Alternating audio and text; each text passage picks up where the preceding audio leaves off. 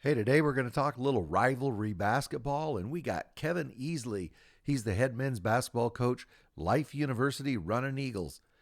Cascade Hoops Talk starts right now.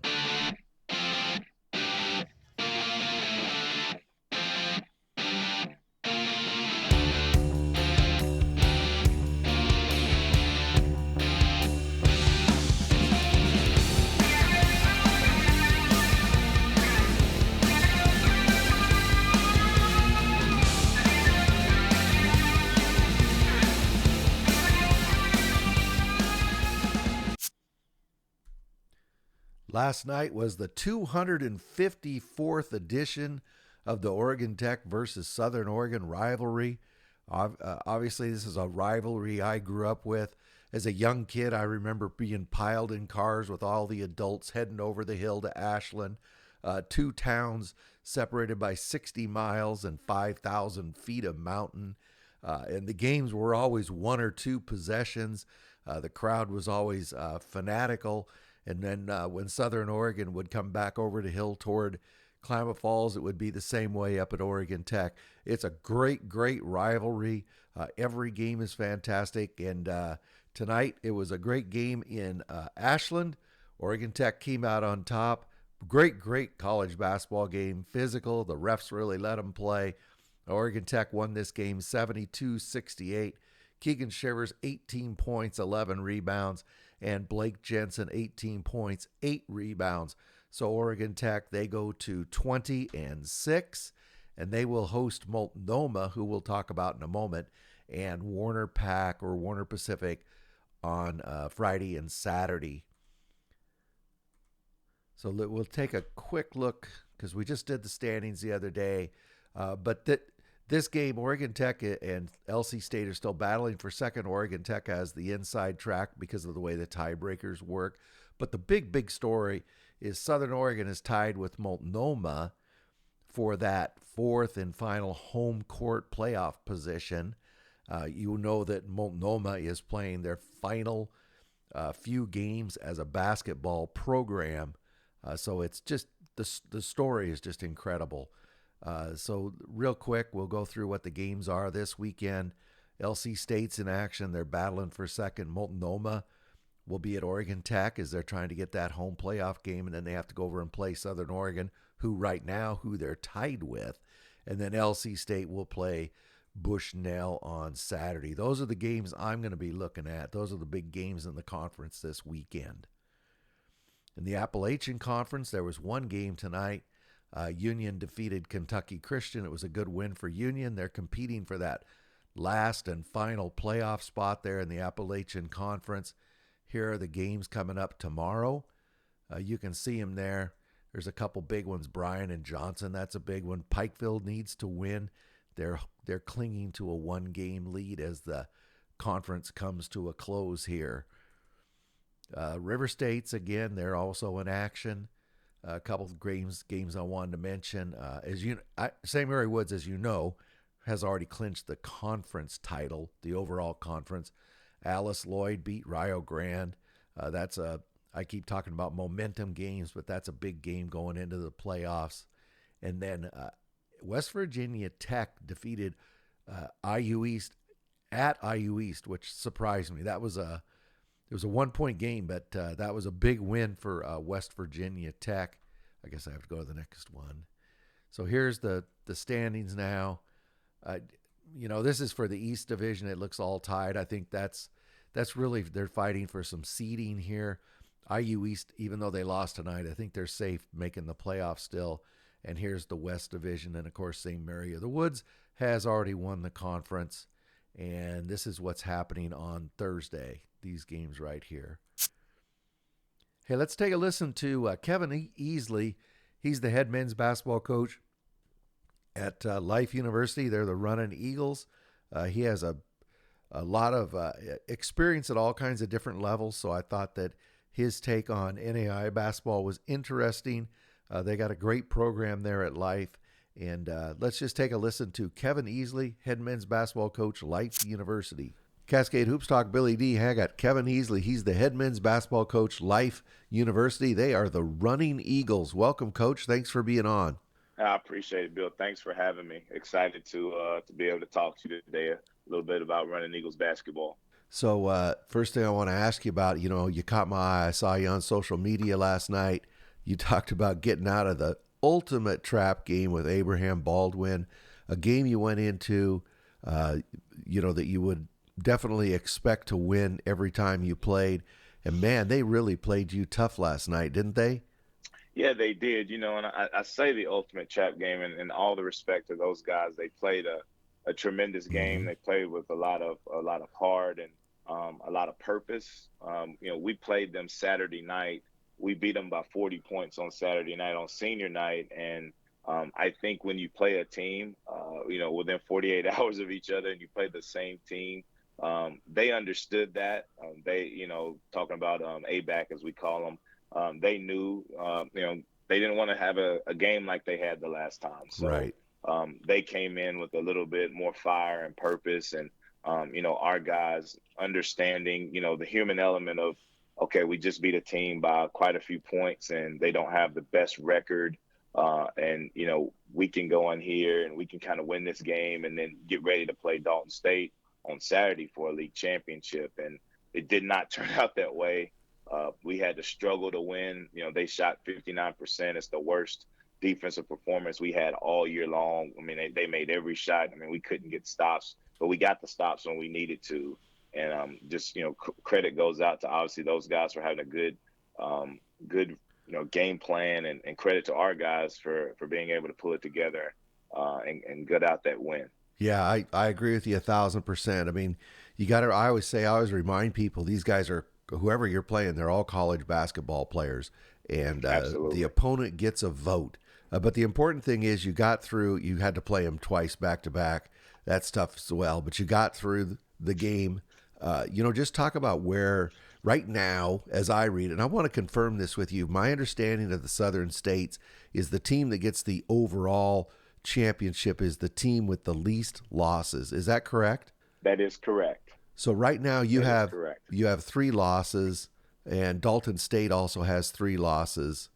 So Yes. you two right now would be tied. Uh, so you've got one game left with Dalton State. I think Dalton State has two games left. Just talk about where you're at in the Southern States, and what the Running Eagles need to do here. Well, first we have to, just be even keel, and understand this week, kind of do what we've been doing. Don't change. Don't try to reinvent the wheel. I think we're at a really good place. We've won our last, I think it's 13 out of 14 games. Yes. And just the first thing is just get our legs back from playing 3 games in 5 days. But with our conference record, you were right, 14-3. Dalton's one game behind. They actually have the same in the loss column, but they play on Thursday. So if they do win that game, then we would be playing for an outright championship on Saturday, which is extremely exciting because it never happens. Usually waiting to see what that team does. You win, they win, Yeah. looking at the scores. But it's really unique to be able to play that game, winner take all, the very last game of the year. Dalton's incredibly coached. Alex Ireland is a great friend of mine. We have a tremendous Yeah. rivalry going between our two programs, only 45 minutes away. So it's one of those things where, like, they gave us our first loss of the year. Our guys, they remember that, and I think, they've been wanting to play this game for a very long time. So the standings, there's tremendous amount of talent, well coached teams in this league. You go all the way down from the East. I mean, Middle Georgia is incredible. Yep. That was one of the toughest games we had to play on Thursday all year. Mobile, they beat us early in the year as well. Faulkner, tremendous always. And William Carey, they beat us in double overtime. That was a thriller. Those guys are really good. And then, you have some other teams that are capable of knocking you off every night. But I think we have, 5 teams that are legitimate tournament teams. Mm-hmm. And I hope that we're able to get those in because we're well deserving after really only getting one team in. And then obviously Loyola made a run last year, and was able to get in. But I felt like we were deserving at 21-9 last year. We probably were the first team out, Yep. I but we agree. wanted to make sure that we changed some things this year in our scheduling and our league, we met and we wanted to change a few things, the way we schedule games. I think that's helped our strength of schedule. You've got a good mixture of juniors and seniors. I want to ask you about a few of your guys. You got the big three that are, play 30 minutes or more: Chase Harris, Cortez Johnson, and Tyreek Johnson. Just talk about these guys. They're kind of the heart and soul of what you do. Yeah, they are. I mean, we can start with Chase. I just literally got an email 2 minutes ago that he was National Player of the Week again for the second time. But this time it Congratulations. was, yeah, I appreciate it. It was Defensive Player of the Week this time instead of Offensive Player of the Week. He's been NAIA Hoops Report Player of the Week Uh-huh. twice. He's been the Conference Player of the Week offensively 4 times, and he just won a Defensive Award this past week. 18 points a game, almost 19, third in the league in scoring, first in assists. He's eighth in rebounding, first in steals. So he does a little bit of everything for our team, and we've kind of converted him to play the point guard position, and at 6'5", almost 6'6". He's a matchup problem. Yeah. Plays really, really hard and super competitive. So like we're excited about the development of him throughout the course of the year. Tyreek Johnson, they were teammates at Shawnee, so the chemistry that they have, we got that immediately between those two guys when they stepped foot on campus, and that was a blessing for us because we lost a couple kids, a couple of our best players to Division II, in the off season. So we wanted to make sure that we replaced those guys with some experienced guys, guys that have been a part of winning and winning culture. Tyreek Johnson is probably the most versatile player in the league. We can post him. He's one of the better shooters in the league, percentage-wise, and makes. And, he can defend multiple positions. And he's, brings a leadership, to our team that we haven't had in the last couple of years, even with really successful teams. And Cortez Johnson, I think he's averaging 13 and 8. He can get a double-double whenever he needs to. He's been out in the last few games, but he's definitely one of those guys that we can throw the ball into. He's probably one of the best rebounders I've ever coached, and been at the Division I level and things of that nature. But has a nose for the basketball, and he's a really tough matchup in the post because he's not a true 5-man, but we can play him at the 5 here. Obviously, being at the NAIA level and him being a Division I transfer, he has some skills that some guys that I've coached here for 7 years, and he's got some things and tools that he can do that not a lot of other people can do. So, that's kind of our big three. Really excited about coaching those guys. They're very competitive, really, really good kids, really, really good students. And I'm just really happy and thrilled to be blessed to have the chance to coach all these guys. And then if you look at, you got a couple other guys, Dara Olenati, I think I'm saying his name right. Yeah. And then, he's a big guy. He can get you a lot of rebounds. He's shooting 70% for the season. Yeah. And then Elias Ramirez, he can really pop the three for you. You've got a good mixture of skill sets, don't you, Coach? Yeah, and that's by design. I don't know if you ever see the email or the hashtag tagline Fast 40. We call it the fastest 40 minutes in college basketball, and we recruit that way. To make sure that we have a mix of everything. Last year, I felt like we were super perimeter oriented, and if we didn't shoot the ball well, we didn't have it. Like we weren't probably going to win that game, or it was going to be close. But we wanted to have a better balance inside out. And Dar has started for us 3 years, and he hasn't really started a ton this year for us, but he's one of our most important pieces because he's a tremendous defender. He blocks shots, and yes, he leads the league and one of the top in the country in field goal percentage offense. He's been that way. He was in the Mid-South for a year. It was the same way in the Mid-South. He was in the top 3 in the Mid-South, and he's been at the top 2 every year since he's been here. He dunks everything. He blocks shots. He's very competitive and tough. Elias Ramirez hasn't shot the ball as well this year. This is one of those things where he's starting to get hot toward the end of the year. He's really shot the ball well, and he's improving percentage-wise. And I've always tell him I think he's the best shooter in the country. And he does a great job of spacing the floor for us and creating the gravity that we need to be able to play the offense that we have. Coach, you briefly mentioned being at the Division I level. You were a great high school basketball player in Tennessee. I think your senior season, you lost one game. You were a finalist for Mr. Basketball in Tennessee. You've been at the Division One level. You played at Austin Peay, if I can remember correctly. Hmm. You've seen a lot of different levels of basketball. You've been at the NAI level now for 6, 7 years. Just Hmm. compare the NAI level with other levels you've been around. Okay. I like to tell this story. When I first got the job here at Life, I heard about Life when I was in high school, and this is when they were winning national Yes. championships.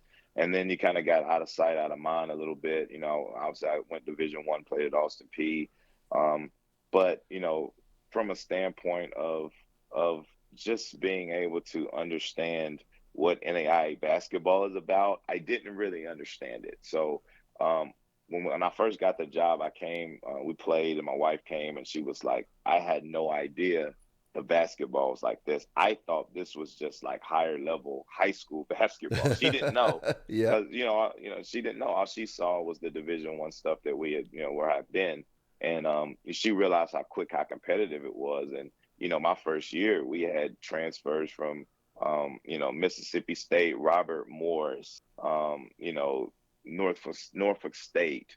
We had Division One caliber players, and to me personally, this is very high level NAI basketball is very similar to me to middle of the pack Big South. Being in Wow. the Big Yeah. South, I've seen that level, and I do know there's some teams. Top 25 teams that would go in those leagues and finish, in the middle, and some of them would compete for championships there because you have those kind of players. And you think about it a lot. Like I've been there for 7 years. I try to get exhibitions every year. I've played three Division One exhibition games, and two of them have been against Austin Peay, which were favors, and one of them was against Mercer because they needed to play a local team, and they needed to get it done really fast because they had a scheduling conflict. But Okay. those teams don't schedule good NAIA teams because Exactly. we have the same kind of players that they have. So it doesn't do them any good to lose to an NAIA school or to play an NAIA school close. Because if you play an NAIA school close, you're thinking, oh man, they're not going to be very good this year. But what you don't realize is they have 3 or 4 players that probably played in that league that we're playing in right now. So I think it's misunderstood. I have to educate a lot of people. Yep. I have a younger son, middle son that's a pretty good basketball player, and so I talk to like the parents, and they're asking about levels and NAIA, and when I explain it to them and invite them to a game, they come away. And they're telling their kids, "Hey, we got to work a little bit harder. Like this is not what we thought it was." So, I love the level. I think it's pure.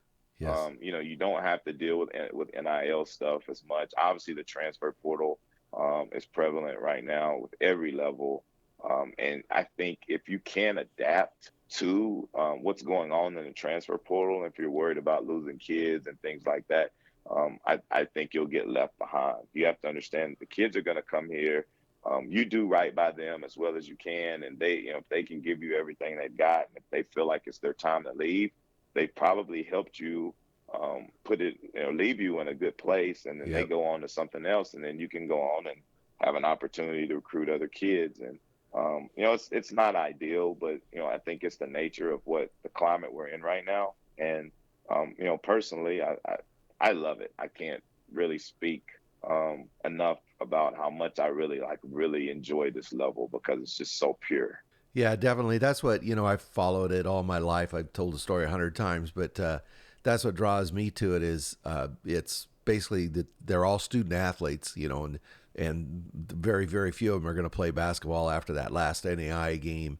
And it's small enough where you can know the families and the players and the brothers and the sisters and even of the road teams. It's really a pure fun. It's really enjoyable. I enjoy it a lot. Yeah, it is. And, I tell recruits all the time, because everyone wants to play in the NBA, everyone wants to play, professionally, and not a lot get to do it. And you have to have a little luck. And, this is year 7. I think we've had 11 guys to play some sort of professional basketball from here that we've Hmm. had. I tell people you can really play I'm not saying you're going to go to EuroLeague and make $100,000, but you can work your resume up if you do what you're supposed to here and get an opportunity to play.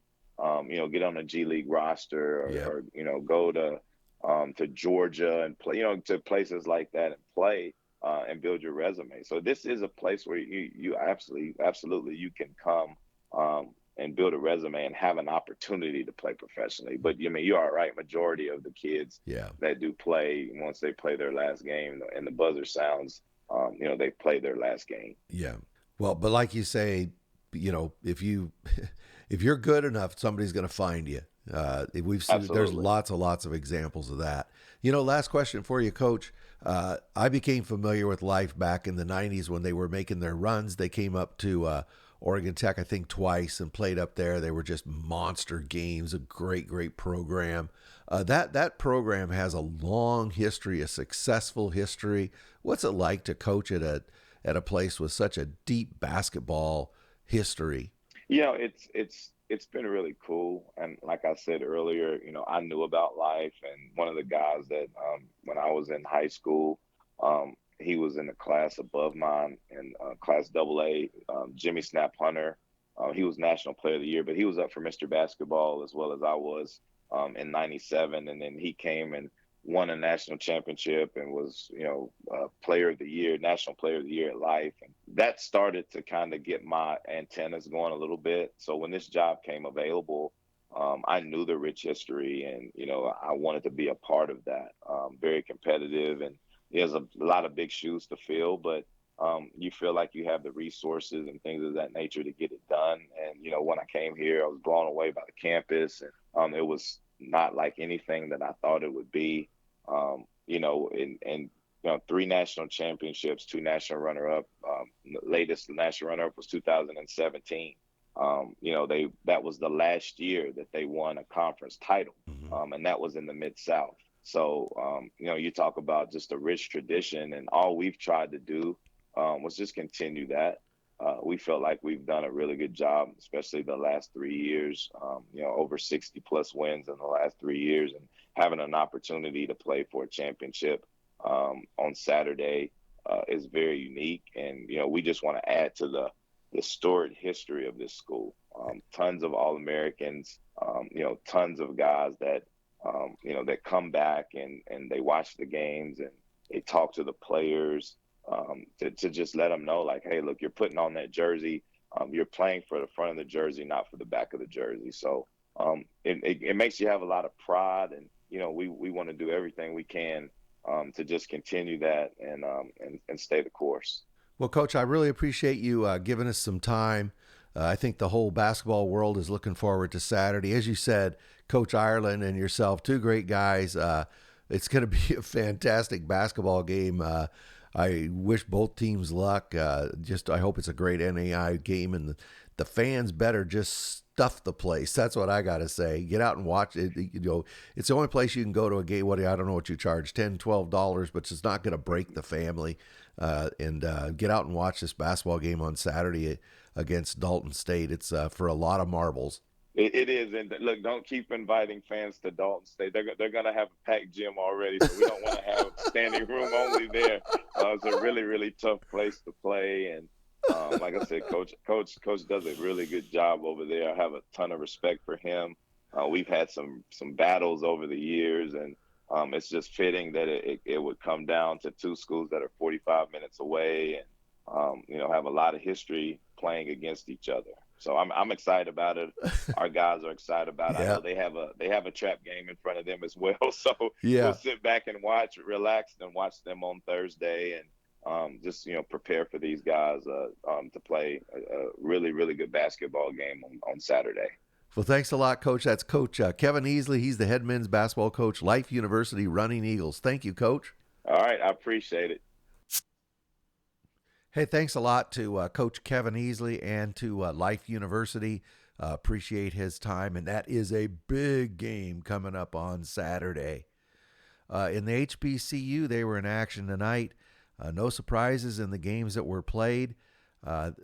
Stillman won, but they needed overtime. This Dillard Xavier game was a good game. That's a non-conference game, however. So the top three here, remember the top three don't have to play in the first round. So they're going to stay the top three. I think there's not enough games left to change that. So on Thursday, Stillman's going to be at Fisk. Dillard is going to be at Loyola. Xavier will be at Suno. One game in the Wolverine Hoosier. You can see that Cleary beats Siena Heights. Real quick look at the standings. Remember, these four play a semifinal to get the other two for here. So there's not a lot of drama left here. Is Defiance or Michigan Dearborn going to make the playoffs? Who's going to make this cutoff? We're going to have to wait for the season to wrap up and they get out that big book of tiebreakers. So here's what's happening Wednesday. Rochester's in action against Defiance, and Northwestern Ohio will play Lawrence Tech. Those are the big games there. Well, that's what I have for you tonight. Appreciate you listening, and we'll be back again tomorrow. That's all I got. Thank you very much for supporting our podcast. Please like and subscribe. Get out to your local NAIA school because NAIA basketball is the best entertainment value in America.